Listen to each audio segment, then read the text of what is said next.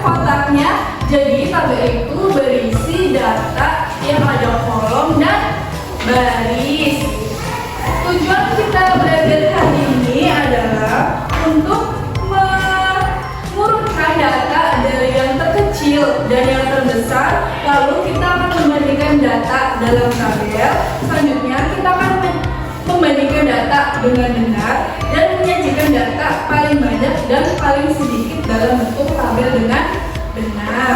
Oke, kita langsung saja ke pembelajarannya. Penyajian data dalam tabel. Kita akan belajar hari ini tentang yang pertama, mengurutkan data dari yang terkecil ke yang terbesar atau dari yang besar ke yang terkecil. Lalu kita akan membandingkan data menggunakan simbol lebih dari, kurang dari, dan sama dengan. Lalu kita akan membentuk data tersebut menjadi bagian dari tabel. Nah, apa itu data? Data adalah informasi yang nanti akan kita kumpulkan. Contoh data itu apa? Kayak jumlah permen, warna topi, atau buah kesukaan. Itu masuk dalam data. Selanjutnya kita akan mengurutkan data. Pengertiannya yaitu mengurutkan data berarti kita menyusun dari angka yang terkecil hingga ke yang terbesar atau sebaliknya dari besar ke kecil. Contohnya nih, usia teman sekolah itu ada yang 7 tahun, 8 tahun, 9 tahun. Kalau yang dari terkecil ke terbesar berarti berapa urutannya?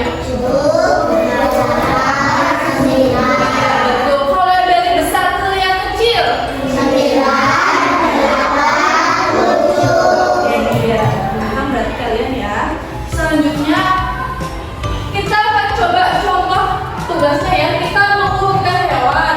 Sekarang ada 3 ekor kucing, 5 ekor burung, 2 ekor kelinci, dan 4 ekor ikan. Coba kalian urutkan dari yang terkecil ke yang terbesar. Yang pertama apa berarti? Ya, lalu kucing.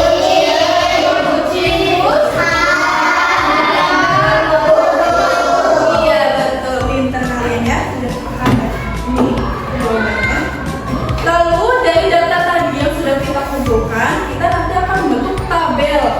Pengertian tabel itu adalah yaitu kita menyusun data dalam baris dan kolom. Itu bisa memudahkan kita dalam membaca dan memahami informasi. Dan tabel itu berisi kotak-kotak seperti gambar ini ya. Nah, ini adalah bagian-bagian tabel. Yang pertama tuh biasanya ada judulnya. Contohnya tadi tabel jumlah hewan peliharaan. Lalu ini ada baris, ada kolom, dan ada sel kotak-kotak di mana kita nanti akan menulis datanya. Nah, ini contoh tabel ya. Ini ada tabel hewan peliharaan teman. Contohnya Cahaya Dewi, hewan peliharaannya kucing. Ketut Susilo, hewan peliharaannya kelinci. Ciami Sato, hewan peliharaannya kura-kura. Nah, kenapa sih kita harus menggunakan tabel? Jadi, penggunaan tabel itu bisa membantu kita dalam membaca data, memahami informasi lebih rapi, teratur, mudah mencari data yang kita butuhkan, dan membantu kita melihat hubungan antar datanya. Nah, sekarang coba kalian jawab pertanyaan ini ya. Nah, ini ada tabel jumlah buku yang dibaca oleh siswa dalam seminggu. Dewi 3 buku, Claudia 5 buku, Susilo 4 buku. Nah, siapa yang membaca paling sedikit? Dewi. Oke, coba kita cek ya. Ya, betul, yang paling sedikit adalah Dewi.